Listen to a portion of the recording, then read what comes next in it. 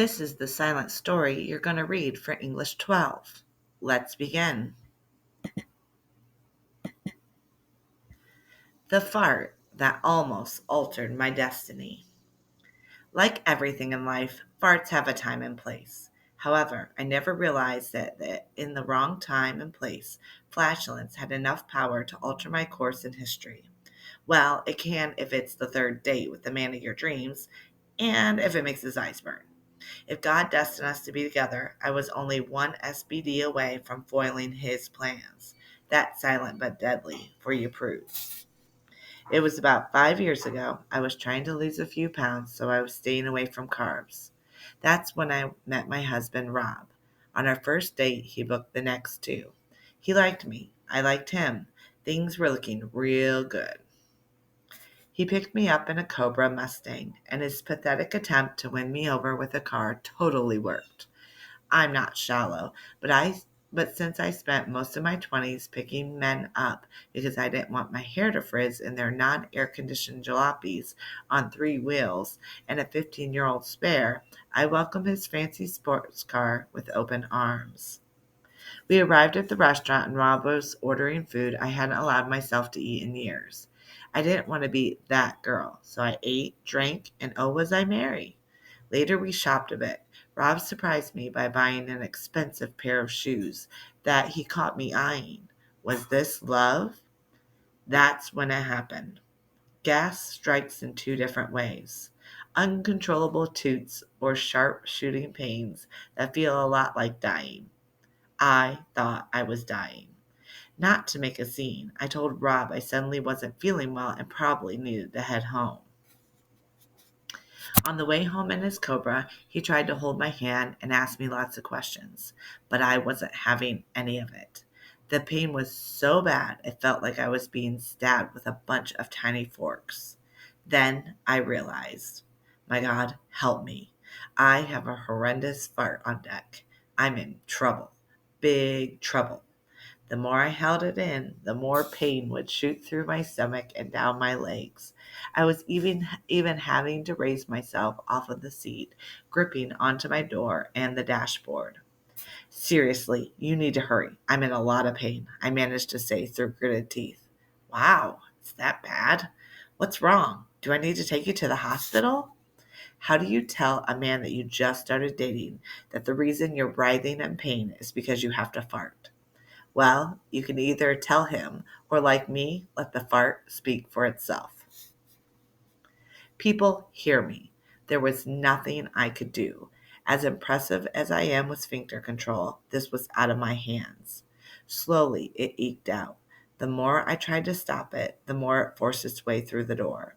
However, to my pleasant surprise, there was no sound. I sat silently, sweat accumulating above my upper lip. Okay, maybe I got away with it. Maybe I'm home free. Then it hit me. Not an idea, a cloud. A horrific fart cloud. Not in a, am I smelling something sort of way? More like a, is something dead and rotting in your trunk and am I in hell sort of way. Suddenly, I panicked. Roll down the windows, I screamed. Yes, I literally screamed like I was in a horror movie. What? Why? Rob asked, starting to freak out because I was freaking out. I can't roll down the windows. Unlock it, unlock it. What's going on? Rob yells back to me. Why are you? Then it hit him. I could see it in his eyes. Was it surprise? Horror? Water started to accumulate at the base of his eyelids. Oh my God, I can taste it, he screamed. Roll down the windows. As I screamed, the toots started to flood out uncontrollably. I scratched and clawed at the window like I was being kidnapped.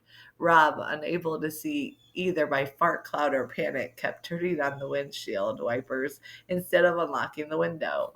It was chaos. We were acting like we were under siege by gunfire. We were under siege, all right, just not by gunfire. Finally, he was able to hit the right control and he rolled down our windows. We both gulped in fresh air. I was horrified, yet happy to be alive. Then remembered I just farted on the man of my dreams. Then sort of wished I was dead. We sat silently for the rest of the way home. Although the shooting pains had subsided, I now desperately needed to use the bathroom in an urgent, explosive kind of way. He pulled up to my apartment, and before he could come to a stop, I had already jumped out. Okay, thanks for dinner. Sorry about the fart. Love the shoes. And ran into my apartment like I was running from the cops. I burst through my door and ran straight for the bathroom, where I was finally able to unleash and make noises that no one should ever, I mean ever, hear coming from another person. Then I heard it, Rob's voice, right outside my bathroom door. Anna, you left your shoes in my car and your front door was open. Where do you want me to put them? Get away from the door, I screamed like Reagan from The Exorcist. Okay, I'm sorry. Are you okay? Toot, toot, splatter, ungodly noise. I'm fine, Rob. Just leave the shoes there. I'll call you later, okay? Okay, so you're sure you're. I'm fine. Get away from the door. This man, I mean, I love him, but take a freaking hint. Finally, I heard the front door shut and the Cobra engine zooms away. I thought that was the last I'd hear from him. I didn't think it was possible to ever see a man again after he screams he can taste your fart after only knowing you for 48 hours. But to my surprise, I did. A couple of days later, actually. It's been 15 years since we were married, and he's lying on the couch while I type this. Who would have thought a fart could have altered my destiny?